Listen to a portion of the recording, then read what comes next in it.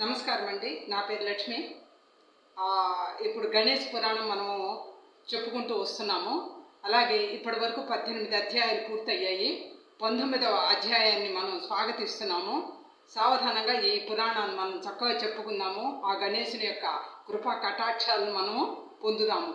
ఆ విధంగా 18వ అధ్యాయము పూర్తయ్యే సందర్భంలో ఆ విధంగా శ్రీమన్నారాయణమూర్తి ఆ మధుకైటకులు వధ జరగటము, దేవదుందుబులు మోగటము, పుష్పవాలు కురేయటము అదంతా కూడా జరిగి 18 అధ్యాయాలు పూర్తయ్యాయి.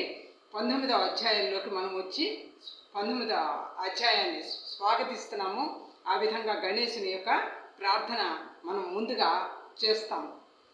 తలచితనే గణనాథుని, తలచితనే విఘ్నపతిని, తలచిన పనిగా తలచితనే హేరంబుని, తలచితన విఘ్నములు తొలగొట్టు కొరకుని, ఓ కాణిపాక పరిస్థితి విఘ్నేశ్వర ప్రభు లోకరక్షక, మీ యొక్క పురాణాన్ని మేము చెప్పుకుంటున్నాము, మమ్మల్ని ఆశీర్వదించండి ప్రభు, ఏ విఘ్నాలు లేకుండా కథను ముందుకు నడిపించండి అంటూ మనం ఆ స్వామిని కోరుకున్నాము. ఆ విధంగా ఓం శ్రీ సిద్ధి బుద్ధి సమేత శ్రీ కాణిపాక పరిస్థితి విఘ్నేశ్వరాయ నమః, ఓం శ్రీ కాణిపాక పరిస్థితవే నమః అంటూ నమస్కారం చేసుకొని కథని మనము ముందుకు వెళ్దాము. కథ చెప్పుకుందాము. 19వ అధ్యాయం. 19వ అధ్యాయాన్ని మనం స్వాగతిస్తున్నాము. ఈ విధంగా 19వ అధ్యాయంలో కమలాపుత్ర వర్ణనము అనేది వస్తుందన్నమాట. ఆ విధంగా అప్పుడు భృగు మహర్షి ఆ తర్వాత కథాక్రమాన్ని సోమకాంత మహారాజుతో ఈ విధంగా చెప్పటం ప్రారంభించాడనమాట. భృగు మహర్షి, ఓ రాజా, బ్రహ్మ వద్ద నుంచి పై కథా వృత్తాంతాన్ని అంతా విన్న వ్యాసుడు ఇంకా ఇలా ప్రశ్న వేశాడనమాట. ఎవరిని? సృష్టికర్త అయిన బ్రహ్మను అనమాట. ఓ సృష్టికర్త అయిన ఓ బ్రహ్మదేవా, పరమ కథ శుభదాయకములు మంగళప్రదములు అయిన గణేశుని లీలలను మహత్యమును ఎంత విన్నా తనివి తీరటం లేదు. పాపహరము సకలాభీష్టప్రదము అయిన గణేశుని గాథను ఇంకా వినకోరుతున్నాను. పాపాలు అయినా కూడా పాప ప్రక్షాళన జరుగుతుంది. ఆ స్వామి యొక్క కథ విన్నా కూడా పుణ్యం వస్తుంది. ఇన్ని ఉన్నాయి ఈ స్వామి యొక్క ఇది మహిమలు, ఈ గణేశుని మహిమలు. అందుకని మీ ద్వారా ఓ బ్రహ్మదేవ, మీ ద్వారా నేను ఇంకా వినాలని ఉంది అంటూ ఆ వ్యాస మహర్షి బ్రహ్మదేవుణ్ణి అడిగారన్నమాట. అడగంగానే సకలాభీష్టప్రదమైన గణేశుని గాథను ఇంకా వినగోరుతున్నాను అన్న ఆ వ్యాసమునీంద్రునితో బ్రహ్మ ఇలా అన్నారన్నమాట. ఏమన్నారంటే, ఓ వ్యాసమునీంద్రా, దేవతలందరి పూజలను ప్రథమంగా అందుకునే ఆ గణేశుడు శుభప్రదములైన వరద వినాయకుడి లీలా విషయాలను నీకు ఇంకా చాలా వివరంగా తెలియచేస్తాను, శ్రద్ధతో విను అంటూ బ్రహ్మదేవుడు ఈ విధంగా చెప్పటం ఆరంభించాడనమాట. పూర్వం విదర్భ దేశాన్ని భీముడనే రాజు పాలిస్తూ ఉండేవాడు. అతడు మహాబల పరాక్రమ సంపన్నుడు. అనేక మంది రాజులను తన శౌర్య పరాక్రమాల చేత కూడా ఎంతో కూడా ఆయన మొత్తం కూడా వాళ్ళందరినీ కూడా యుద్ధంలో గెలిచి, శౌర్య పరాక్రమాలతో యుద్ధంలో గెలిచి ఎంతో ప్రావీణ్యం సంపాదించాడు ఆ రాజు భీముడనే మహారాజు. అందరినీ వశం చేసుకుని వారిని సామంతులుగా చేసి వారు చెల్లించే కప్పను స్వీకరిస్తూ కౌండిన్య అనే పేరు గల నగరాన్ని పరిపాలిస్తూ ఉండేవాడు. దాన్ని రాజధానిగా చేసుకొని కౌండిన్య అనే నగరాన్ని రాజధానిగా చేసుకొని ఆ భీముడు అనే రాజు సామంతులందరినీ కూడా జయించి వాళ్ళ చేత కప్పం కట్టించుకొని ఆ సుఖంగా ఆ నగరాన్ని రాజధానిగా చేసుకొని కౌండిన్య నగరాన్ని రాజధానిగా చేసుకొని పరిపాలిస్తూ ఎంతో జనరంజకంగా సాగిస్తూ ఉండేవాడు అనమాట ఆయన ఈ భీముడు అనే మహారాజు. ఆ రాజుకు బ్రహ్మాండమైన సైన్యం సర్వసన్నద్ధమై ఉండేది. ఎప్పుడు కూడా ఆ రాజుకి బ్రహ్మాండమైన సైన్యం ఉండేదన్నమాట. అతడు దాన ధర్మములందు వితరణ కలిగి అడిగిన వారికి లేదనుకుండగా ఎన్నో దాన ధర్మాలు అన్నీ చేసేవాడు. మొత్తం కూడాను అనేక మందిని వేద పండితులు బ్రాహ్మణులు కూడా అందరినీ కూడా జీవింపజేశాడనమాట. అందరినీ కూడా పోషించటం కానీ చేయటం కానీ అంతా బాగా చేశాడు ఆ మహారాజు. ఆ రాజుకు చారుహాసిని అని పేరు గల సకల సౌందర్యవతి శోభిత్రాలు ప్రతిభావంతురాలైన భార్య ఉండేది. ఆమె సకల సౌందర్యవతి. ఆమె చాలా బాగుండేదనమాట. సుగుణాల రాశి అనమాట ఆవిడ. ఆ విధంగా మహాపతివ్రత అయిన భార్య ఉండేదనమాట. ఆమె పేరు చారుహాసిని. ఏ లోటు లేకుండా సకల సంపదలు అనుభవిస్తున్న రాజదంపతులకు రాజభోగాలు ఎన్ని అనుభవిస్తున్నా సంతాన యోగం మాత్రం లేదు.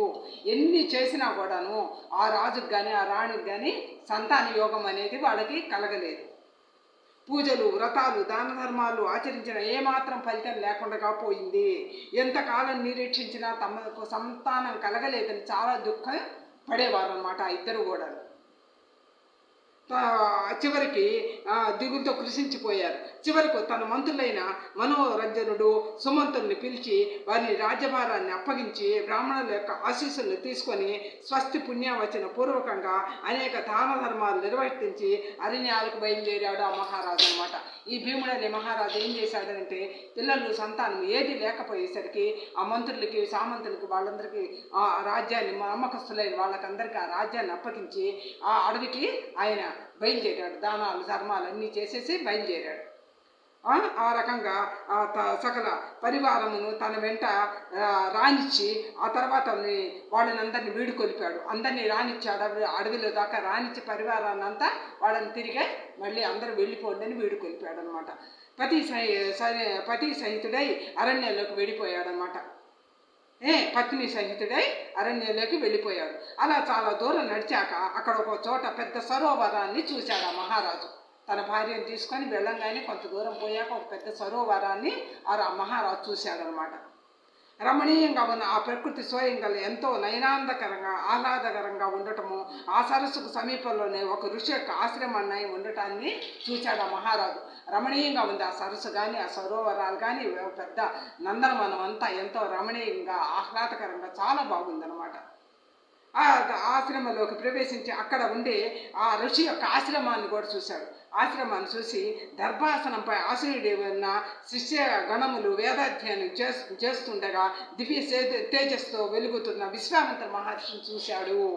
ఆ మహారాజు ఈ భీముడు అనే మహారాజు తన భార్యతో అలా వెళ్ళగా ఒక సరస్సు సమీపంలో పెద్ద నందన ఉద్యానవనమును ఒక పెద్ద ఆశ్రమము అతనికి కనిపించాయి. ఆ కనిపించగానే అక్కడ చక్కగా జంతువులు జాలాలు అన్నీ కూడా ఆహ్లాదకరంగా తిరుగుతూ పెద్ద ఆశయంలో ఉన్న ఒక దివ్య తేజస్సుతో వెలుగొందుతున్న విశ్వామిత్ర మహర్షిని ఆ రాజు చూశాడనమాట. చూసి భయ వినయాలతో ఆ మహర్షి పాదాలకు సాష్టాంగ నమస్కారం చేసి ఆచరించి ఆ దంపతులు ఎదుట నిలిచారనమాట. విశ్వామిత్ర మహర్షి ముందర నిలిచి ఆ మహర్షి భూత భవిష్యత్ వర్తమానాలు అన్నీ తెలిసిన త్రికాలజ్ఞుడు సర్వజ్ఞుడు ఉన్నప్పటికీ ఏమీ తెలియని వాళ్ళలాగా ఆ రాజుని ఇలా ఆశీర్వదించాడు. ఆ విశ్వామిత్ర మహర్షి ఏమీ తెలియని వాళ్ళలాగా భూత భవిష్యత్ వర్తమాన కాలాలు అన్నీ తెలుసు ఆయనకి. తెలిసినా కూడా ఏమీ తెలియనట్టుగా ఆ రాజుని చిరునవ్వుతో ఆశీర్వదించాడు. శుభమస్తు, సద్గుణ సంపన్నుడైన సత్పుత్రుడు నీకు చిరకాలంలో కలుగుతాడు. నీవెవరవో నీ యొక్క వివరాలను మాకు తెలియజేయి. నీవెక్కడి నుండి వస్తున్నావు, నీ నివాసం ఎక్కడా, ఎందుకని ఇలా అరణ్యాలు సంచరిస్తున్నావు, ఈ వివరాలు ముందు నాకు చెప్పు. నీ పాత నివారణకు పాప నాశనమునకు మార్గం తెలుపుతాను అంటూ మందహాసం చేశాడు. ఈ విశ్వామిత్ర మహర్షి ఆయన యొక్క భీముడి యొక్క మహారాజు చరిత్ర అంతా తెలిసినా కూడా ఆయన తపదృష్టితో అంతా తెలుసు అనమాట. విశ్వామిత్ర మహర్షికి తెలిసినా కూడా తెలియనట్టుగా ఉండి నీకేం కావాలో చెప్పు, ఈ విధంగా నీకు మంచి పుత్రుడు కలుగుతాడు అని ఆశీర్వదించి నీ యొక్క విషయాలు అసలు ఏంటి, ఎక్కడి నుంచి వచ్చావు, ఏ రాజువి నువ్వు అంటూ కుశల ప్రశ్నలో ఈ విశ్వామిత్ర మహర్షి ఆ భీముడనే రాజుని ప్రశ్నించాడు అనమాట. అప్పుడు ఆ భీముడనే రాజు తన యావత్ వృత్తాంతాన్ని ఇలా తెలియజేశాడు. తన మొత్తం వృత్తాంతాన్ని కూడా విశ్వామిత్ర మహర్షితో ఈ విధంగా తెలియజేశాడు. ఓ మునివర్య, విదర్భ దేశంలోని కౌండిన్య నగరానికి ప్రభువు అయి ఉన్నాను, పరిపాలిస్తున్న నా పేరు భీముడు. నా భార్య చారుహాసిని. పుత్ర సంతాన నిమిత్తం ఎన్ని పూజలు వ్రతాలు చేసినా ఆమె కడుపు పండలేదు. ఎన్నో వ్రతాలు, యజ్ఞాలు, యాగాలు, మంచి దానాలు, ధర్మాలు మొత్తం చేశాం, కానీ మాకు సంతాన యోగం కలగలేదు.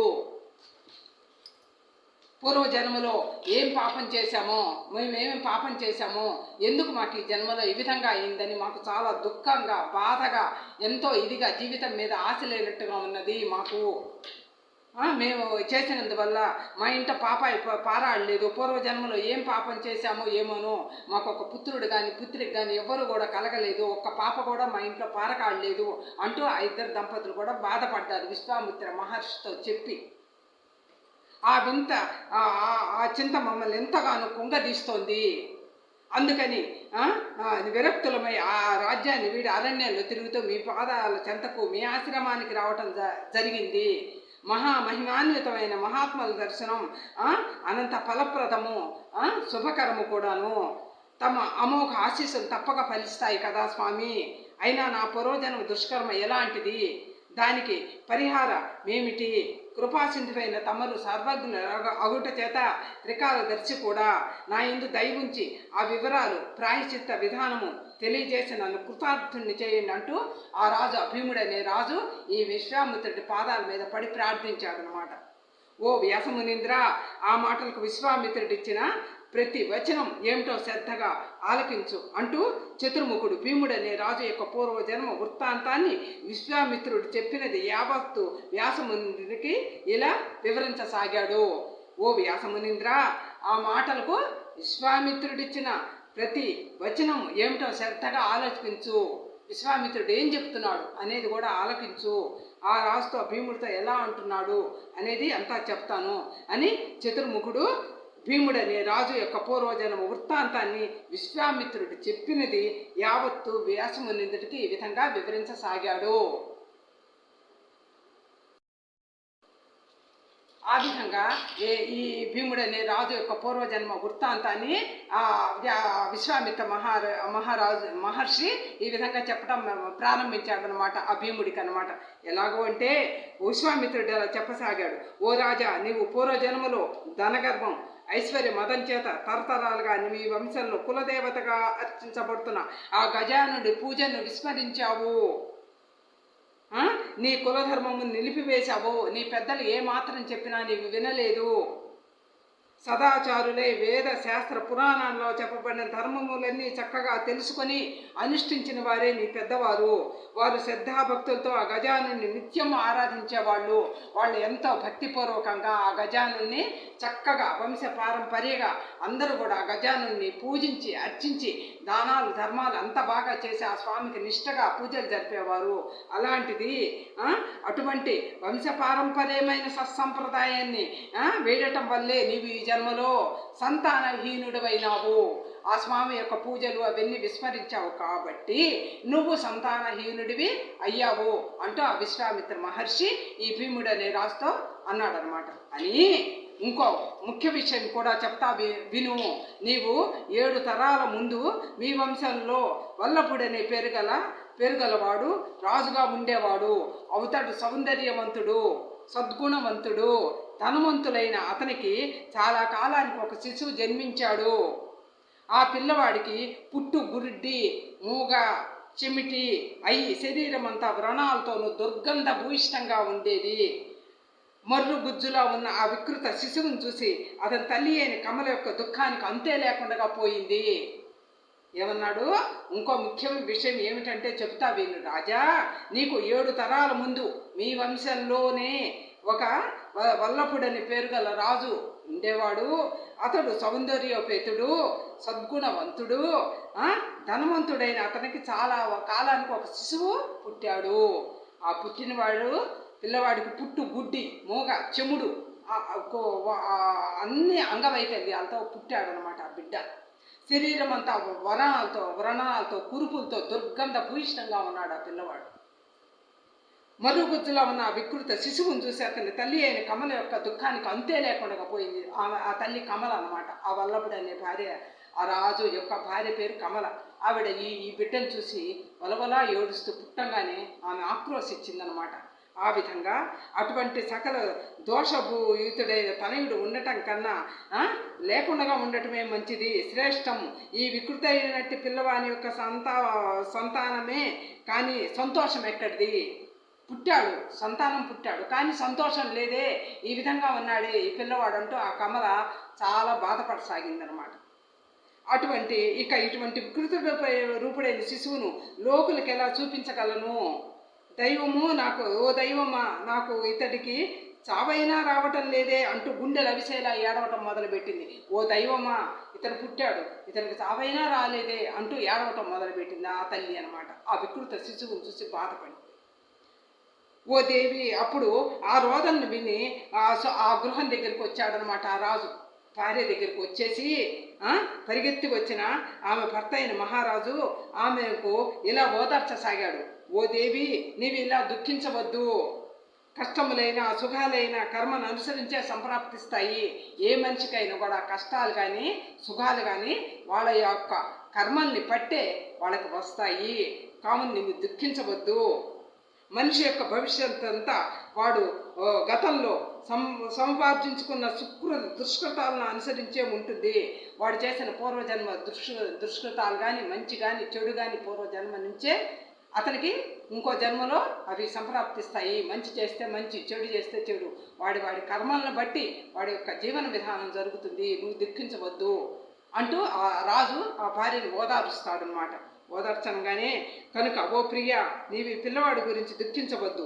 వీడి దుష్కర్మ అనుభవించటము పూర్తవగానే వీడు సంపూర్ణ ఆరోగ్యవంతుడవుతాడు. వీడు దుష్కర్మలు చేస్తున్నాడు, ఆ కర్మ ఫలం మొత్తం పూర్తయిపోతే వీడు సజీవంగా చక్కగా మరలా ఆరోగ్యవంతుడు అవుతాడు. కనుక నీవు దేవతా పూజలు, తీర్థయాత్రలు, చేయవలసిన మంత్రానుష్ఠానము, వాడవలసిన ఔషధాలు వాడి మన ప్రయత్నం, మన శక్తి వంచన లేకుండా చేద్దాము. వీడికి కావలసిన ఔషధాలు కానీ, పూజలు కానీ, వ్రతాలు కానీ అన్నీ చేద్దాము. యాత్రలు చేద్దాము, పుణ్యక్షేత్రాలకు పోదాము. మనము చేయవలసిన కర్తవ్యాలంతా కూడా చేద్దాము. ఓ కమలా, నీవు దుఃఖించవద్దు అంటూ ఆ భార్యని ఆ రాజు చాలా విధాలుగా ఓదార్చారనమాట. ఆ విధంగా చేద్దాము. కనుక ఓ దేవి, ఈ శిశువుకు ప్రస్తుతం చేయవలసిన పరిచర్యలన్నీ చెయ్యి. ఈ శిశువుకి నీవు చేయవలసిన అన్నీ ఏ విధంగా తల్లి సంరక్షణ చేస్తుందో అట్లాంటి పరిచర్యలు కూడా మొత్తం నువ్వు చేసేయి అంటూ ఆ రాజు తన భార్య అయిన కమలకు చెప్పాడనమాట. ఆ విధంగా ఆ శిశువుకి ప్రస్తుతం చేయవలసిన పరిచర్యను చేయి. ఇలా భర్త చేత సముదాయించబడిన ఆ రాణి దుఃఖాన్ని అంచుకొని ఇష్ట సభలతో కూడి ఆ బాలుడికి స్నానాధికారం చేయించి శుభ్రం చేసింది. ఆ రాజు కూడా శిశువు పుట్టినప్పుడు చేయవలసిన జాతకర్మను నిర్వర్తించి బ్రాహ్మణులందరికీ భూరి దానాలు ఇచ్చి పూజించి ఆ భూసురులందరినీ ఆశీస్సులను పొందాడు.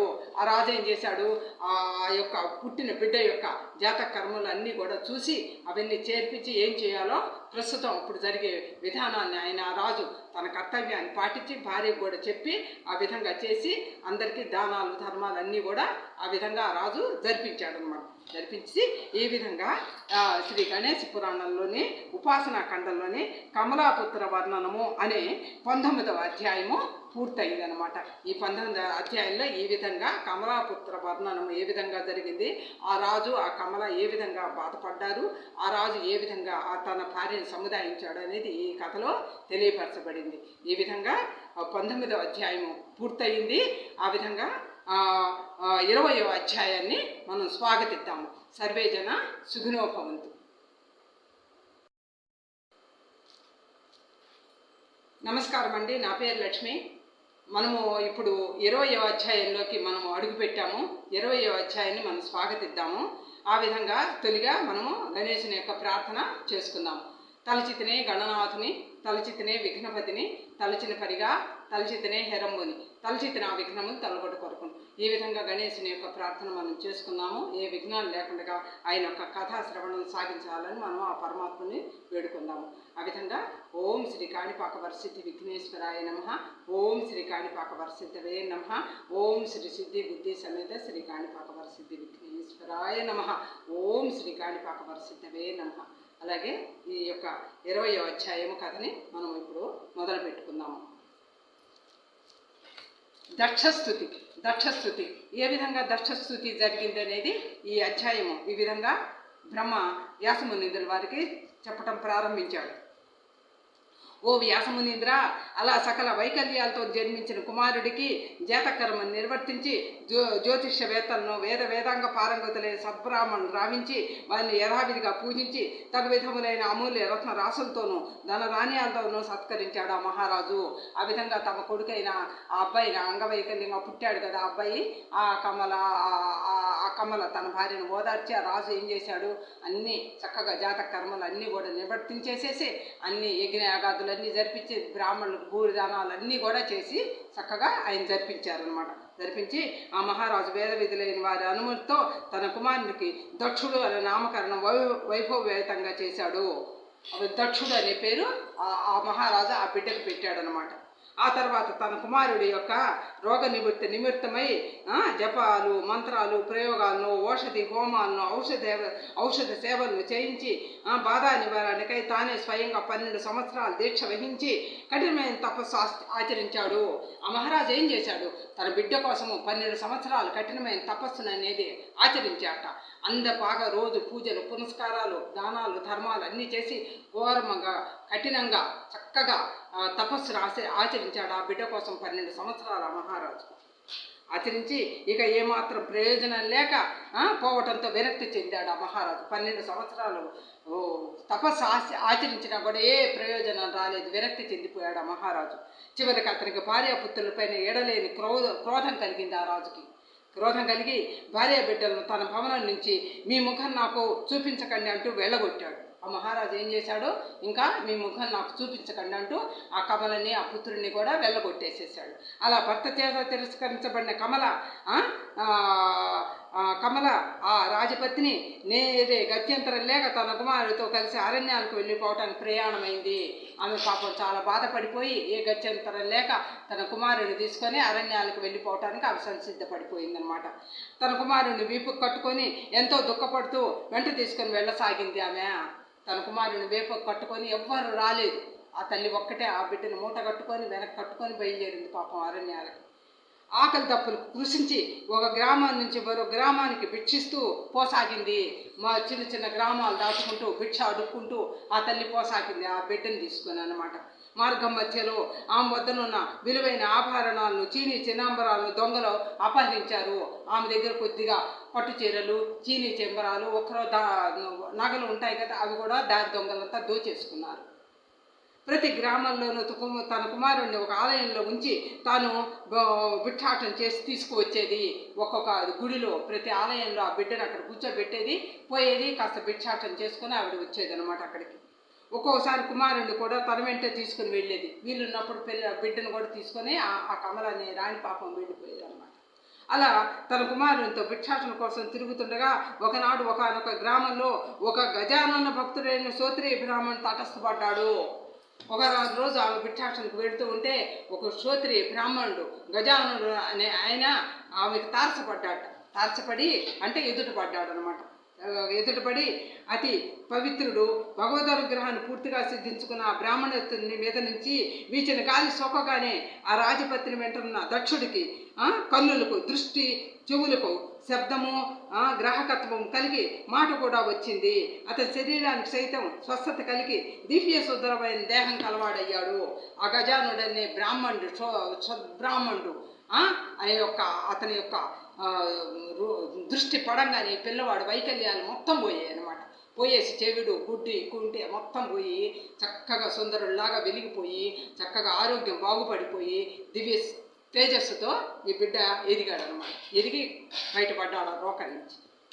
అలా స్వస్థుడైన తన కుమారుడు మృదుమధరంగా మాట్లాడటం ఆరంభించడం చూసి ఆమె సంతోషానికి అవధులు లేకుండా పోయింది.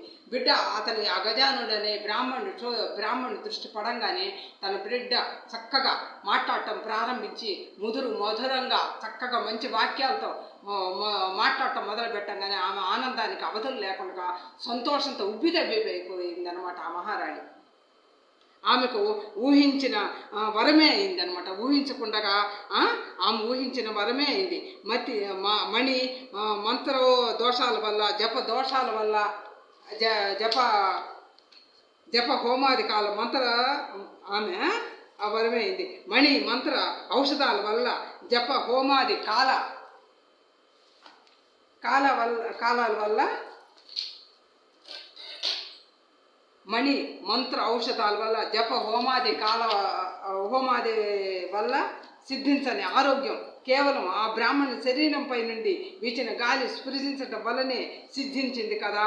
ఇట్టి తీవ్ర దుష్కర్మను వసింపజేసిన ఆ మహనీయుని మహత్తును నేనేమని పొగడగలను అంటూ ఆవిడ చాలా ఎంతో ఇదైపోయింది. ఎన్ని హోమాలు చేసాం, యజ్ఞాలు చేసాం, యాగాదులు చేసాం, ఎన్ని చేసినా కూడా పోంది. ఈ గజానుడి యొక్క బ్రాహ్మణుని దృష్టి పడంగానే నా బిడ్డకు ఆరోగ్యం వచ్చేసింది అంటూ ఆమె ఎంతో సంతోషపడిపోయి ఆనంద లోకంలో ఆమె తేలియాడిపోయిందనమాట. ఆ విధంగా ఆ మహనీయుని మహత్తును నేనేమిని పొగడగలను అనుకుంటూ తన తనయుని అక్కుని చేర్చుకొని తనివి తీరా ముద్దాడి ఎంతో ఆనందభరితురాలైంది ఆమె. ఆ మనాడు రోజులాగానే భిక్షాటనకు వెళ్ళిన కమల అన్న ఆ రాజపత్నికి ఎంతో సాధారణమైన ఆహ్వానంతో పాటు శోభేతమైన విందు భోజనం కూడా ఒకరింట లభించింది. ఆ కమల ఆ విధంగా సంతోషపడిపోయి ఆ విధంగా మన్నాడు రోజులాగానే భిక్షాటనకు వెళ్ళిన ఆ కమలకు ఒక ఇంట ఎంతో సాధారణమైన ఆహ్వానం కూడా లభించింది ఆమెకు. శోభితమైన భోజనం కూడా లభించింది ఆమెకు. అది మొదలు ప్రతిరోజు ఇలాగే నానా రకమైన పిండి వంటలతో ఆ తల్లి కొడుకులకు ఆ ఊర్లోని వారు ఆదరణపూర్వకంగా మొత్తం ఆహారం ఇచ్చేవాళ్ళు అనమాట. మంచి భోజ్య పర్వణాలతో మంచి భోజనం పెట్టేవాళ్ళు. ఆ విధంగా ఆ బ్రాహ్మణుడు ఖజానుడు అనే బ్రాహ్మణుడు కంటపట్టడం, వాళ్ళ దృష్టి పట్టడం, ఆ స్వామి దృష్టి ఈ బిడ్డకి చక్కగా ఏ హోమాదుల వల్ల పూర్తిగా రోగం అన్నీ కూడా ఇతని వల్ల నయమవటం అన్నీ జరగంగానే ఆ ఊర్లో బ్రాహ్మణులు అందరూ కూడా ఈమెను చూడంగానే, ఆ బిడ్డను చూడంగానే అందరూ కూడా చక్కగా మంచి షడ్రసోపేతమైన భోజనం వాళ్ళకి అందించసాగారు ప్రతిరోజు కూడా. ఆ విధంగా అలా కొన్నాళ్ళు గడిచాక ఒక పురజనుడు దక్షుడి యొక్క పుట్టు పూర్వాతరాల గురించి ప్రశ్నించాడు. ఎవరమ్మా? ఒక పురజనుడు ప్రశ్నించాడు, ఎవరమ్మా ఈ బిడ్డ ఎవరు, ఈ బిడ్డ పేరేంటి, మొత్తం కూడా చెప్పమ్మా అంటూ ఆ పురజనుడు అడిగాడు అనమాట. అడగంగానే ఆ బాలకుడు ఇంటికి వచ్చి తన తల్లిని అడిగి తన తండ్రి నగరము మొదలైన వివరాలు తెలుసుకొని వెళ్ళి పురజనుతో ఇలా అన్నాడు, ఓ అమ్మ నాకు వివరాలన్నీ చెప్పు, నా తండ్రి ఎవరు, నా తల్లి ఎవరు, నా పుట్టు పూర్వోత్తరాలు ఏంటి అంటూ తల్లి చేత అన్నీ అడిగి పోయి పురజనులకి తన యొక్క మొత్తం తన యొక్క పుట్టుక గురించి వాటి గురించి అంతా కూడా చెప్తాడనమాట. చెప్పి ఆ విధంగా కర్ణాటక దేశంలోని భాను నగరానికి రాజైన వల్లభుడనేవాడు నా తండ్రి. క్షత్రియులు మేము, మహాబల పరాక్రమమేతుడు, కీర్తి మంతుడు కూడా కమల అన్న పేరు గల ఈమె నన్ను కన్న తల్లి. మా నాన్న మంచి పేరు ప్రఖ్యాతులు గలవాడు, దాన ధర్ముడు, అన్నీ జరిగాయి. ఈ విధంగా నేను పుట్టాను, మా నాన్నగారు ఇలా చేశారు అంటూ అన్నీ చెప్పుకుంటూ మా అమ్మ కూడా మంచి కన్న తల్లిది, మా అమ్మ చాలా ఎన్నో శ్రమలు కోర్చింది అంటూ చెప్తాడనమాట. చెప్పి ఇక నా పేరు దక్షుడు, నేను పుట్టుకతోనే మూగా చెవిటి అయినందువల్ల మొదలైన వికారాలతో జన్మించాను నేను. తర్వాత చీమునెత్తులు కారుతూ దుర్గంధ భూయిష్టంగా ఉండేది నా శరీరము. నా తల్లి నన్ను పుట్టగానే ఏమనుకున్నా తండ్రి ఆమెకు నచ్చ చెప్పి తాను 12 సంవత్సరాలు నా ఆరోగ్య నిమిత్తం ఆయన తపస్సు చేశాడు. అయినా కూడా నాకు నయం కాలేదు, శత విధాలు చూశారు. విఫలుడై చివరకు మన తండ్రి గారి కోపం వచ్చింది, ఆగ్రహం వచ్చి మమ్మల్ని ఈ విధంగా పంపేసేశారు. ఈ విధంగా మీ ముఖం మాకు చూపించద్దు అంటూ పంపేశారు, వెళ్ళగొట్టారు. అరణ్యంలో గ్రామాల్లోనూ అలమటిస్తూ మాకున్న సంపద యావత్తు పోగొట్టుకొని ఈ ఊరు చేరుకున్నాము. ఈ విధంగా జరిగిందంతా చెప్తాడనమాట ఆ అబ్బాయి, దక్షుడు అనే అబ్బాయి. ఆ విధంగా ఆ ఊరి ప్రజలకు అందరికీ కూడా ఆ విధంగా తన జన్మ వృత్తాంతము ఏం జరిగింది కూడా అంతా చెప్పుకుంటూ వచ్చాడనమాట. ఎక్కడికి రాగానే ఒకనొక మహాపురుషుని శరీరంపై నుండి వీచిన గాలి సోకటం వల్ల, ఆయన చూపు వల్ల నా పరిపూర్ణ ఆరోగ్యవంతుడినైనాను. ఇలా ఈ దివ్యదేహం పొంది విరాజులు సాగాను. ఈ విధంగా నేను ఈ మంచి యొక్క దేహాన్ని పొందాను. ఇలా చక్కగా కూడా ఈ విధంగా నాకు ఈ సుఖమైన శరీరము నాకు రోగం లేకుండా ప్రాప్తించింది ఆయన యొక్క దయ వల్ల అంటూ చెప్తాడనమాట. చెప్పేసేసి ఈ విధంగా దక్షిణ నోటమంతా ఆశ్చర్యకరమైన అతని యావత్ వృత్తాంతం విని తమ ఇళ్లకు వెళ్ళిపోయారు. మొత్తం కూడా అతని కథ విని ఆ ఊరి ప్రజలందరూ కూడా ఇళ్లకు వెళ్ళిపోయారు. ఆ తర్వాత తల్లి కొడుకులిద్దరూ ఆ మహిమోపేతమైన బ్రాహ్మణోత్తముని ఆశ్రయించి శ్రీ గణేశ ఆరాధన విధానమును ఉపదేశం పొందారు. గణేశుని యొక్క ఆరాధన ఏ విధంగా చేసుకోవాలి అంటూ ఆ బ్రాహ్మణుడి దగ్గరికి పోయి ఆ విధంగా ఆయన యొక్క ఉపదేశాన్ని ఆ తల్లి కొడుకులు ఇద్దరు కూడా తీసుకున్నారన్నమాట. తీసుకొని అత్యంత శ్రద్ధాభక్తులతో వారిద్దరూ నిరాహారులై గణేశ అష్టాక్షరి మంత్రాన్ని తదేక దీక్షతో అనుష్ఠించారు. అంతా ఆహారాలు అంతా మానేసి శుభ్రంగా దీక్షలు తీసుకొని ఆ గణేశుని యొక్క అష్టాక్షరి మంత్రాన్ని ఆ ఇద్దరు జపించడం మొదలు పెట్టారనమాట. జపించడం చేశారన్నమాట. శరీరం శల్య వశిష్టమైన ఏమాత్రం సంశయం లేకుండా బాగా జపించే వాళ్ళు పాదాంగుష్టమై జపించిన వారి భక్తికి సంతుష్టుడైన గజానుడు అనుగ్రహించి వారికి సాక్షాత్కరించాడు. బాగా అంగన్యాస కరన్యాసాలతో వాళ్ళు చక్కగా ఆ గజానుని అష్టాక్షరి మంత్రాలతో జపం చేసుకుని అన్నీ చేస్తే ఆ గజానుడు సంతృప్తుడై వాళ్ళకి సాక్షాత్కరించాడనమాట. ఆ పరమాత్ముడు సాక్షాత్కరించి కమలాదక్షులకు గజానుడు సాక్షాత్కారం ఇవ్వటం అనమాట. ఆ గజానుని మూర్తి దివ్యమంగళ స్వరూపుడై సాక్షాత్కరించగానే ఆయన యొక్క దివ్యమంగళ స్వరూపం వెలిగిపోతున్నదనమాట.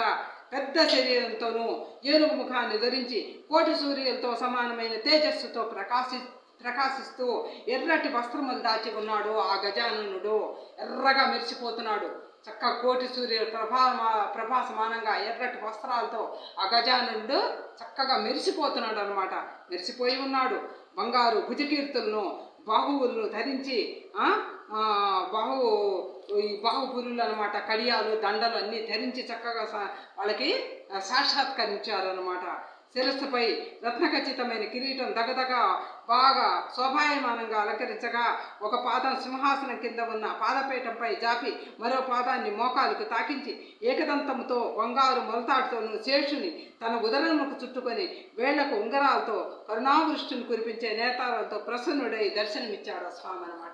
ఆ విధంగా అన్ని అలంకారాలతోటి చక్కగా కూడా ఉంచి శేషుని కూడా నడుముకు చుట్టుకొని ఆ విధంగా వాళ్ళకి మంగళకరంగా ఎంతో దివ్య తేజస్సుతో ఆ కమలని మహారాణికి వాళ్ళ పుత్రుడు దక్షుడికి కూడా ఆ స్వామి అమోఘంగా సాక్షాత్కరించారనమాట. ఆయన దర్శనము ఆ విధంగా ఆ తల్లి బిడ్డలకి సాక్షాత్కారం అయ్యేటట్టు ఆ స్వామి ఇచ్చారనమాట. మళ్ళీ అంతలోనే తిరిగి బ్రాహ్మణ రూపంలోనూ కనపడ్డాడు. ఆయన అంతలోనే తిరిగి బ్రాహ్మణ రూపంలో కూడా ఆ స్వామి వాళ్ళకి కనపడ్డాడు అనమాట. కనపడి ఆ బ్రాహ్మణ శ్రేష్ఠుడు ఆ తల్లి కొడుకుని ఉద్దేశించేలా అన్నాడు, మీ తపోనిష్టకు సంతోషించాను నేను. అమ్మా, నీ తపోనిష్టకు, నీ బిడ్డ తపోనిష్టకు నేను ఎంతో సంతోషించాను. మీ మనోభీష్టం నెరవేర్చదలిచాను. మీకు కావలసిన వరాలు నిస్సంకోచంగా చెప్పండి అంటూ ఆయన చెప్పారనమాట. చెప్పగానే అప్పుడు విశ్వామిత్రుడు తిరిగి ఇలా చెప్పసాగాడు. ఎవరికి? ఆ భీముడనే మహారాజుకి, ఓ రాజా, ఇంతవరకు ఇట్లా జరిగింది, తిరిగి మరలా ఇలా చెప్తున్నాను, విను మిగతా కథ కూడా అంటూ ఆ భీముడికి విశ్వామిత్ర మహారాజు చెప్పటం ఆరంభిస్తారన్నమాట. ఓ భీమరాజా, అలా ప్రత్యక్షమైన గజానుని చరణాలకు సాష్టాంగ నమస్కారం చేసి తల్లి తన ఇద్దరు ఇలా స్తుతించారు. దక్షుడు ఇలా అన్నాడు, ఓ బ్రాహ్మణోత్తమా, మా పూర్వపుణ్యము ఈనాటికి ఫలించింది. ఆ దక్షుడు కమల మహారాణి కొడుకు దక్షుడు ఉన్నాడు కదా, బాగుపడ్డాక ఆ బ్రాహ్మణుడితో ఆ యొక్క గజ రూపంతో ఉన్న ఆ గజానుడు ఆ బ్రాహ్మణ రూపంలో ఉంటారు కదా, ఆయనతో ఇలా ఈ దక్షుడు అన్నాడు అనమాట. ఏమని? ఓ బ్రాహ్మణోత్తమ, మా పూర్వ పుణ్యము ఈనాటికి ఫలించింది. 2 రకాలుగా గల మీ మహత్వ స్వరూపాన్ని మేము చూశాము, దర్శించాము. చూడటం చేత మా జన్మ సఫలమైంది అంటూ ఆ దక్షుడు అంటారు అనమాట. అనగానే, ఓ దేవా, నీవు కారణములకే కారణమైన వాడివి, వేదాలకు సైతం కారణభూతుడమైన వాడివి, సర్వయోగి శ్రేష్ఠులకు జ్ఞానంతో చేయవలసిన గమ్యమే నీవు. బహిర్విశ్వం యావత్తు సాక్షిభూతుడవు. ఈ అనంత విశ్వానికి మొత్తం కారకుడు నీవే. మొత్తం ఈ జగత్తంతా కూడా నిండిపోయి ఉన్నావు పరమాత్మ, ఓ గజానన అంటూ ఆ దక్షుడు మాట్లాడారు అనమాట. దక్షస్తుతి అనమాట ఇది. ఆ అబ్బాయి ఆ విధంగా మాట్లాడుతూ దక్షుడుగా స్తుతి చేస్తాడనమాట ఆ గజానుని. ఓ పరమాత్మ, ఈ విశ్వమంతా నిండిపోయి ఉన్నావు, నువ్వు కార్యభూతుడువు, మొత్తం కూడా ఈ విశ్వ సృష్టికి మొత్తం మూలకారుడుకు, నీ అనుగ్రహం లేదే ఈ సృష్టి జరగదు అంటూ ఆ దక్షుడు ఆ గజానుని ప్రార్థించారనమాట, స్తుతి చేశారనమాట. ఆ విధంగా సృష్టికర్తమైన బ్రహ్మవు పాలన చేసే విష్ణు స్వరూపుడువు, ప్రళయ సంహాకారకుడైన రుద్రమూర్తివి నీవే స్వామి. ఈ మొత్తం కూడా విశ్వాన్ని సృష్టించేది నీవే, రుద్రమూర్తివి నీవే, ప్రళయాన్ని సృష్టించేది నీవే, ఆజ్ఞ ఇచ్చేవాడివి నీవే, సర్వం నీవే స్వామి అంటూ స్తుతిస్తాడు ఆ దక్షుడు. పంచభూతాలైన భూమి, జలము, అగ్ని, వాయువు, ఆకాశము ఈ 5 నీలోనివే. పంచభూతాలైన భూమి, జలము, అగ్ని, వాయువు, ఆకాశము ఈ 5 పంచభూతాలు కూడా నీలోనే నిమిడీకృతమై ఉన్నాయి. సూర్యచంద్రులు నీ స్వరూపమే. జ్ఞాన విజ్ఞాన సంపన్నుడవు, కాలస్వరూపుడవు నీవు. అఖిలాండ కోటి బ్రహ్మాండ నాయకుడువు, కాలస్వరూపుడువు నీవంటూ ఆ దక్షుడు స్తుతి చేస్తున్నాడు అనమాట ఆ గజానన స్వామి. ఇంద్రియాది అనుష్ఠాన దేవతలంతా కూడా నీ అంశాలే. సకల శాస్త్రములు, వేదములు, పురాణములు సారము నీవే. చతుష్టటి కళలు నీ రూపమే. నీవు సకల లోకాలను నీవు కాందే లేదు. అన్ని పుణ్యక్షేత్రాలలో తీర్థయాత్ర ఫలం ఎంతటిదో. నీ పాదముల యందు భక్తి చేయటం అంటే దివ్య ఫలాన్ని ఇస్తుంది స్వామి అంటూ స్తుతి చేశాడనమాట. అనాదిని విభజించబడని వాడివి, అనాదివి విభజించబడిన వాడివి నీవు. ప్రమాణాలన్నింటికి మొత్తానికి కూడా నీవు అతీతుడవు. కేవలం జ్ఞానం వల్లనే గోచరమయ్యే వాడివి నీవేను. ఒక్క జ్ఞానం వల్లనే నిన్ను గుర్తించగలము స్వామి. చతుర్విధ జీవరాశులకు గాను ఉన్నది నీవే. జీవులలో అరిషడ్ వర్గాలను బద్ధులను చేసేది నీవే. ఆ విధంగా నీ అనుగ్రహానికి మేము పాత్రులమయ్యాము. ఇక అసాధ్యము మాకు ఏది లేదు స్వామి. నీ యొక్క అనుగ్రహం మాకు లభించింది, మాకు అసాధ్యం అంటూ ఏది లేదు అంటూ ఆ దక్షుడు స్తుతి చేశాడనమాట ఆ గజాననుడు. అంటూ తను స్తుతించిన ఆ దక్షుడితో వినాయకుడు ఇలా అన్నాడు, ఓ బాలక, నీ స్థుతికి ఎంతో ప్రసన్నుడను అయ్యా నేను. నీ కోరిక ఏదైనా సరే తీర్చగలను. అయినా నీకు ఇప్పుడు వరం మాత్రం నేను ఇవ్వను. నీకు ఇలా వరాలిస్తే నా భక్తుని నీకు ఈ రూపం ఎవరి స్పర్శ వల్ల లభించిందో చిన్నబుచ్చినట్లు అవుతుంది. నీకు ఇప్పుడు నేను వరాలిస్తే ఈ రూపం నీకు ఎవరిచ్చింది అనేది కూడా చిన్నబుచ్చినట్లు అవుతుంది. నా ప్రియ భక్తుని పేరు ముద్గలుడు. నీవు అతన్ని స్మరించిన వెంటనే నీ ఎదుట నిలిచి నీ కోరికలన్నీ నెరవేర్చగలడు. నీకు శుభమవుగాక అంటూ అంతర్ధానం చెందాడనమాట ఆ గజానుడు. ఓ నాయనా, ఈ విధంగా నా వల్ల నీకు ఇదైంది, ఇంకా నీకు నేను వరాలు నేనేమిస్తాను స్వామి. బాబు, ఓ కుమారా, నీకు ముద్గలుడు అనే అతను నా భక్తుడు కూడా ఉన్నాడు. అతను నీవు అతన్ని స్మరించిన వెంటనే అతను నీకు వరం ఇస్తాడు అంటూ ఆశీర్వదించి ఆ గజానుడు అంతర్ధానమై వెళ్తారన్నమాట. పేదకు దొరికిన పెన్నిధిలా క్షణంలో సాక్షాత్కరించి మరుక్షణమే అంతర్ధానమైన తన తపఫలం కన్నులకు దూరం అవటంతో నిర్ఘాంతపోయిన ఆ దక్షుడు మూర్ఛిల్లాడు. ఉన్నట్టుండి ఆ స్వామి దర్శనం కావటం, ఇదంతా చెప్పటము, తను బాగుపడటం, ఇవన్నీ ఉన్నట్టుండి ఈ విషయం చెప్పి ఆ గజానుడు అంతర్ధానం వెళ్ళిపోగానే ఈ దక్షుడికి మూర్ఛిల్లిన పని పడిపోతాడనమాట. మూర్ఛ వచ్చి ఆ స్వామి కనిపించకపోయేసరికి ఆ తర్వాత కొంతసేపటికి తేరుకున్నాడు. వినాయకుడు ఎటుపోయాడు అంటూ పరిపరి విధాలు చింతించసాగాడు. ఈ స్వామి ఎటుపోయాడు అంటూ పరిపరాల విధాలు చింతిస్తూ ఆయన ఈ విధంగా దుఃఖపడ్డాడు అనమాట ఆ దక్షుడు. ఈ విధంగా ఇది శ్రీ గణేశ పురాణం ఉపాసనా ఖండంలోని దక్షస్తుతి అనే 20వ అధ్యాయము పూర్తయింది. ఈ విధంగా దక్షస్తుతి ఈ విధంగా జరగటము ఇదంతా కూడా ఆ గణేశుని యొక్క మహత్వం వల్ల జరిగింది. ఆ స్వామి వల్ల ఇతను బాగా బాగుపడిపోయి ఆ దక్షస్తుతి తను చక్కగా ఆ స్వామి యొక్క ఆశీస్సులు పొంది ప్రసన్నం చేసుకొని ఆ దక్షుడు స్తుతించిన విధానాన్నంతా ఈ యొక్క 20వ అధ్యాయంలో మనం తెలుసుకున్నాము. 20వ అధ్యాయం పూర్తయిపోయింది. 21వ అధ్యాయాన్ని మనము స్వాగతిద్దాము. సర్వే జన సుఖినో భవంతు.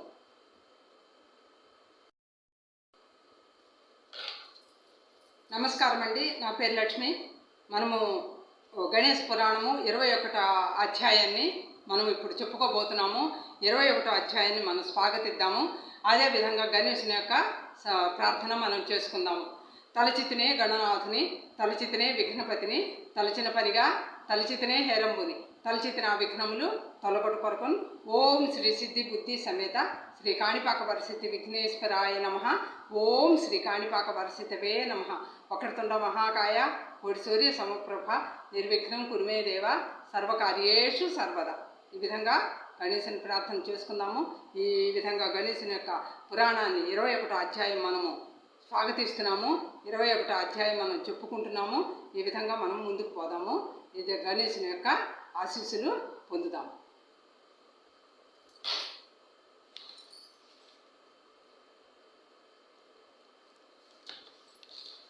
ఈ 21వ అధ్యాయంలో ఈ విధంగా మంత్రోపదేశ వర్ణనం. 21వ అధ్యాయం. శ్రద్ధాళువై ఎంతో ఆసక్తితో కథను ఆలకిస్తున్న భీమునితో విశ్వామిత్ర మహర్షిలా కొనసాగించాడు. భీమునితో ఏమన్నాడు విశ్వామిత్ర మహర్షి? శ్రద్ధగా ఈ భీముడు ఈ రాజు వింటూ ఉంటే శ్రద్ధగా చెప్పటం ఆరంభించాడనమాట. విశ్వామిత్ర మహర్షి భీముడు అనే మహారాజుతో చెప్పటం ఆరంభించారనమాట. ఏ విధంగానంటే, ఓ రాజా, ఎవడైతే వరదుడైన వినాయకుడి మూర్తిని హఠాత్తుగా అంతర్ధానమైపోయాడో బాలకుడైన ఆ దక్షుడికి ఇంకా దిక్కుతోచలేదు. ఆ వరాలిచ్చే ఆయన ఆ గజానుడు ఆ విధంగా సాక్షాత్కరించి అతనికి అన్నీ చెప్పి ఆ విధంగా అంతర్ధానమై వెళ్ళిపోయేసరికి ఆ దక్షుడికి మూర్ఛిల్లిపోయి ఎంతో బాధపడిపోయాడు. ఆ దక్షుడు ఆ విధంగా దిక్కుతోచలేదు. ఎంతో బెంగతోనూ బాధతోనూ దారిని పోయే వారందరినీ కూడా చెట్టు చేమలతోనూ వినాయకుడు మీకెక్కడైనా కనిపించాడా, మీకేమైనా ఎదురైనాడా చెప్పమంటూ విలపించసాగాడు. ఆ దక్షుడు ఏం చేశాడు? వినాయకుడు మీకెక్కడన్నా కనిపించాడా, ఏదన్నా చూశారా ఎవరైనా అంటూ విలపిస్తూ అందరినీ అడగటం మొదలుపెట్టాడు ఆ దక్షుడు. దానికి తట్టుకోలేక మూర్ఛిల్లాడు. చెప్పమంటూ విలిపించసాగాడు. ఎవ్వరు చెప్పకపోయేసరికి మూర్ఛిల్లాడు. ఇంతలో అతనికి దైవవశాన ఒక అద్భుతమైన స్వప్నం కలిగింది. దైవవశాన అతనికి ఒక అద్భుతమైన ఒక స్వప్నం వచ్చిందనమాట. ఉంటుండి స్వప్నం ఏమనంటే, అందులో ప్రకాశ రూపమైన సుందరవదనంతో బ్రహ్మ వర్చస్సుతో దేదీప్యమానంగా వెలిగిందే ఒక బ్రాహ్మణుడు ఎదుటి నిలబడి అభీష్ట వరమును నీకు ప్రసాదిస్తున్నాను అంటూ కోరుకో అంటూ కనపడ్డాడనమాట. నీకు ప్రత్యక్షమైన గజానుని ఏ వరములో అర్చించదలిచినావో అవన్నీ నీకు ఇస్తాను. అవన్నీ కూడా నువ్వు ఏవైతే గజాను నువ్వు అడగదలుచుకున్నావో అవన్నీ నీకు నేను ఇస్తాను అంటూ ఆ బ్రాహ్మణుడు చెప్పాడనమాట.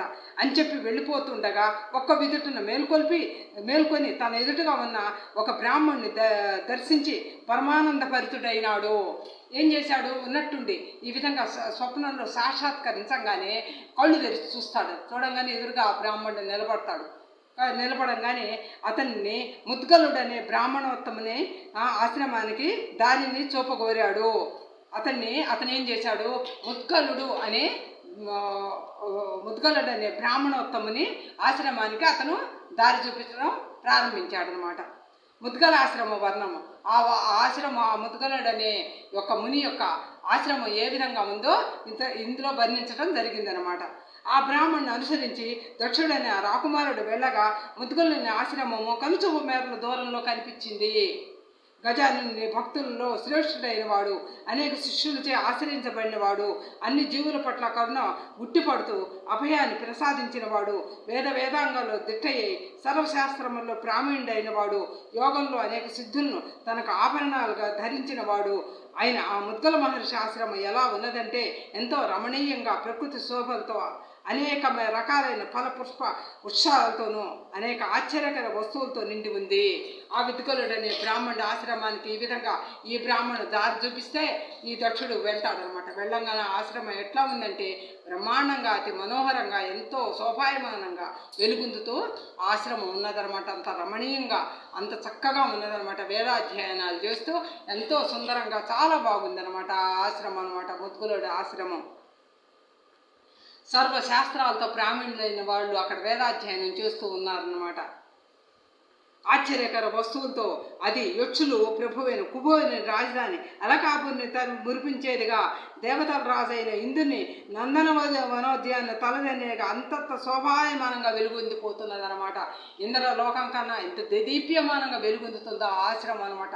అంత తేజస్సున్నదనమాట ఆశ్రమంలో ఆ ముని యొక్క తపోశక్తి చేత అనమాట. ఆ విధంగా ఆశ్రమాలతో రత్నాలతో పొదిగిన స్వర్ణ వినాయకుడిని అర్చిస్తున్న ముద్గలను దర్శించాడు. స్వర్ణ వినాయకుడిని అర్చిస్తున్నట ముద్గల మహర్షి.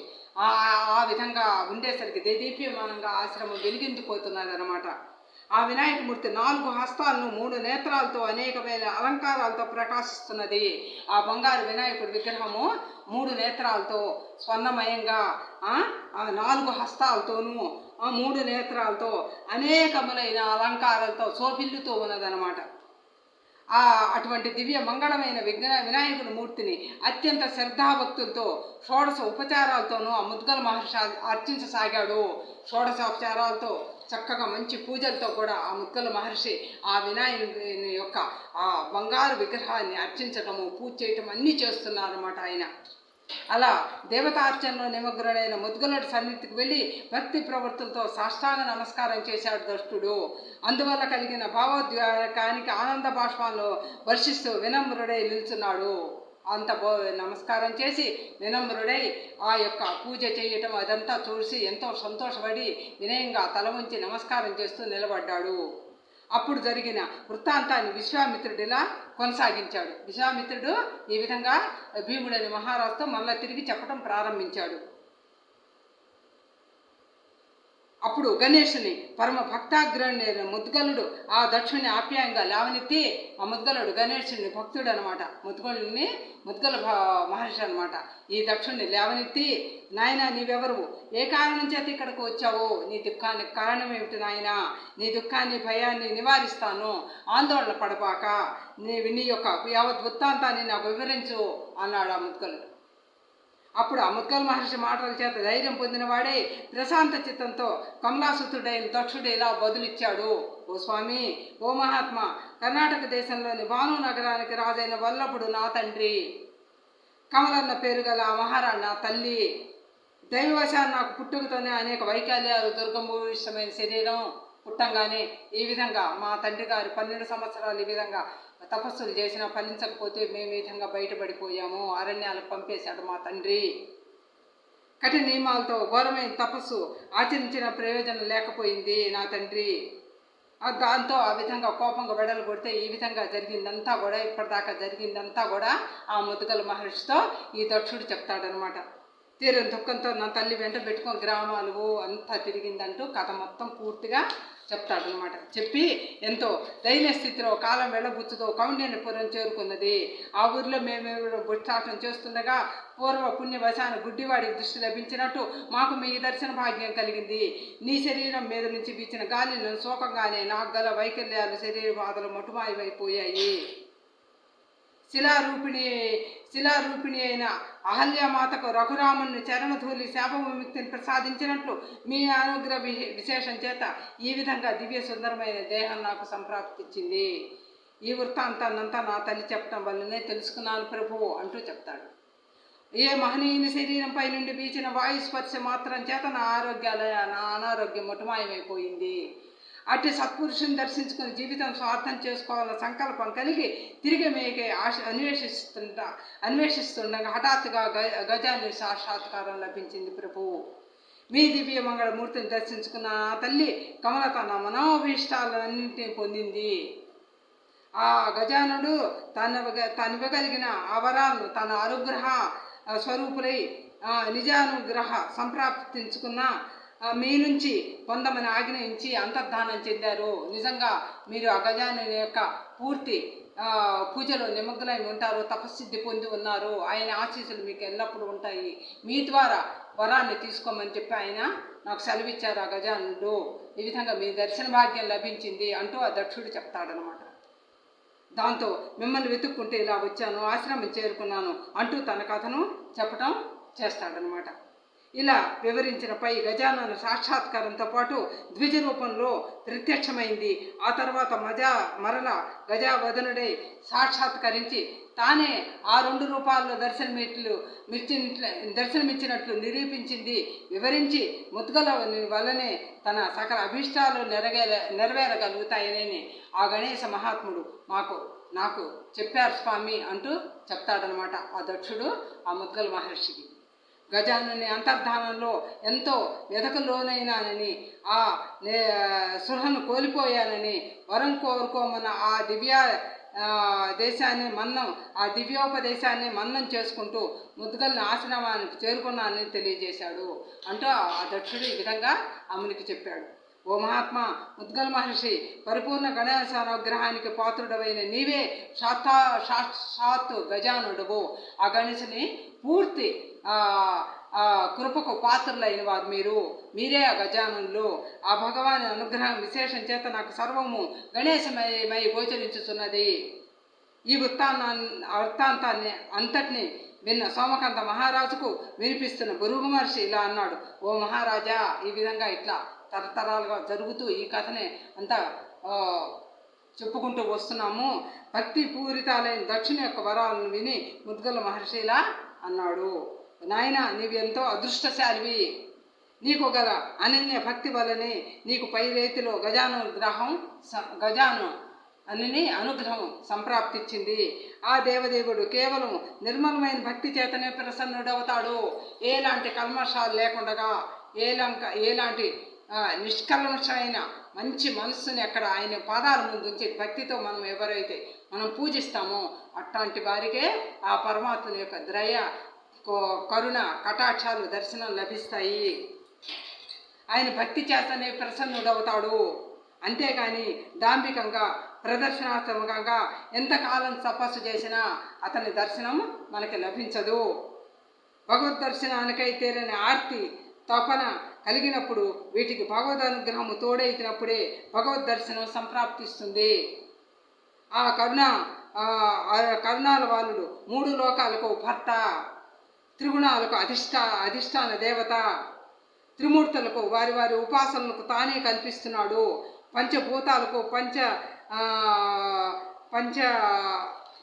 భూతాలకు కానీ ఇంద్రియ మనోబుద్ధుల కన్నా అతడు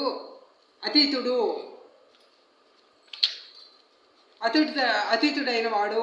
ఆయన్ను దేవగణాలు కానీ గంధర్వులు కానీ చిరకాలం తపస్సు చేసిన ఋషులు కానీ వేదములు కానీ కనుగొనలేవు. ఎంత మొత్తం గంధర్వులు ఎంతైనా కూడా వేదాలు కానీ ఆయన్ని కనుగొనటం చాలా కష్టము. అటువంటి దేవతలకే దేవుడైన గజానుని సాక్షాత్కారం పొంది నీవు చాలా ధన్యుడివి నాయనా. ఆ విధంగా నీవు చాలా ధన్యుడివి. నీ వంటి భక్తుడు నాకు పరిచయం అవటం ఎంతో కూడా ఇష్టదాయకంగా, ప్రీతిదాయకంగా ఉన్నది. నాకు ఎంతో సంతోషాన్ని ఇస్తున్నది. నీ వంటి భక్తుడు నాకు పరిచయం అవటం నాకెంతో సంతోషాన్ని ఇస్తున్నది అంటూ ముద్గలుడు ఆ దక్షునికి నమస్కరించి ప్రేమపూర్వకంగా అలింగనం చేసుకున్నాడు అనమాట. ఈ ముద్గల మహర్షి ఏం చేశాడు? ప్రేమపూర్వకంగా, ఓ దక్ష, నీవు నాకు కనిపించటం కానీ చేయటం కానీ నాకెంతో కూడా సంతోషదాయకంగా ఉంది అంటూ ఆ ముద్గల మహర్షి దక్షునికి కూడా ఆ వినాయకుడి భక్తుడికి నమస్కారం చేశాడనమాట. ఈ విధంగా అలింగనం చేసుకున్నాడు. ఆ తర్వాత ముద్గల మహర్షి గజానుని ఏకాక్షర మహామంత్రాన్ని మొత్తం దక్షునికి ఉపదేశించి ఇలా అన్నాడు. ఆ ముద్గల మహర్షి ఈ దక్షునికి అష్టాక్షరి మంత్రాన్ని, ఏకాక్షర మంత్రాలను, ఆ గణేశుని మంత్రాలని చెప్పాడనమాట. ఉపాసన చేసి ఉపదేశించాడు అనమాట. ఓ రాజకుమారా, ఈ మంత్రాన్ని ప్రతిదినం క్రమం తప్పకుండా నియమంగా జపించు. ఈ మంత్రాన్ని ఎప్పుడు క్రమం తప్పకుండా నియమంగా బాగా జపించు. నీ సకల అభిష్టాలు గణేశుని అనుగ్రహం చేత సిద్ధిస్తాయి. ఆ గణేశుని భక్తి చేత ఇంద్రాది దిక్పాలకులు సైతం వశ్యులై ఉంటారు. మంచి భక్తి చేత, మంచి మనస్సు చేత ఇంద్రాది దేవతలు కూడా ఆ విధంగా గణేశుని భక్తి చేత దేవతలు కూడా మొత్తం కూడా వశ్యులై ఆ స్వామిని పూజ చేస్తూ ఉంటారు. ఆ అనన్య మనస్సుతో ఆ పరాత్మని ధ్యానిస్తే ఇహంలో సకల సంపదలు చిరకాలం కూడా ఉంటాయి. ఆ అంతములో మోక్షపదాన్ని పొందుతావు అంటూ చెప్తాడనమాట ఆ ముద్గల మహర్షి ఆ దక్షునికి. ఇది శ్రీ గణేశ పురాణం ఉపాసనా ఖండంలోని మంత్రోపదేశ వర్ణనము అనే 21వ అధ్యాయము పూర్తయింది. ఈ విధంగా మంత్రోపదేశము అనే వర్ణనము 21వ అధ్యాయము ఈ విధంగా గణేశ పురాణంలో పూర్తయిందనమాట. 21వ అధ్యాయం పూర్తయిపోయింది. ఆ విధంగా 22వ అధ్యాయాన్ని మనము స్వాగతిస్తాము. సర్వే జన సుఖినో భవంతు.